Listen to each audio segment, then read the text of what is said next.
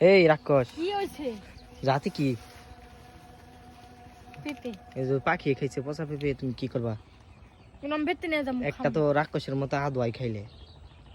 তোমার কি তা? ইদি এত করতে আরেকটা বাক্স আরেকটা। মিষ্টি লাউর কারণে মানে খেতে পারা যাচ্ছে না। আরেকটা পাকছি তুই, ওই যে মাঝখানের ওটা ছোটটা লাল হইছে। কোনটা এইটা? ওটা ওটা ওটা এইটা? মাঝখানেরটা। এইটা?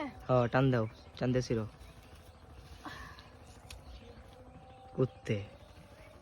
আরেকটা পাকছি। আমাদের ক্ষেতের মিষ্টি লাউ দেখে সবাই আবার মানে পেঁপে আর মিষ্টি লাউ দেখে কেউ সবাই মাশাআল্লাহ বলবেন, ঠিক আছে? নইলে আমাদের ক্ষেতের ফসল সব নষ্ট হয়ে যাবে। কেন কইছি তোমার এই আজিরা কথা? ও এই যে আচ্ছা, সুন্দর সুন্দর কিছু দেখলে তো মাশাআল্লাহ কইতে হয়, তাই না? তাইলে আমি তো ওইটাই বললাম। তাই ক্ষেতের ফসল নষ্ট হয়ে যাবো না কইলে? পাগল ধরছে তোমারে? না পাগল ধরছে? আমি শুধু কইলাম মাশাআল্লাহ কইতে। আচ্ছা, শীতকালে পড়ছে, এখন তো পেঁপের সিজন না, তাহলে এখনো পেঁপে ধরছি, শীতকাল তো পড়ছি। ধরছি, আর কদিন পরে পেঁপে ক্ষেত ভেঙে করা লাগবো, আবার নতুন করে বোনা লাগবো।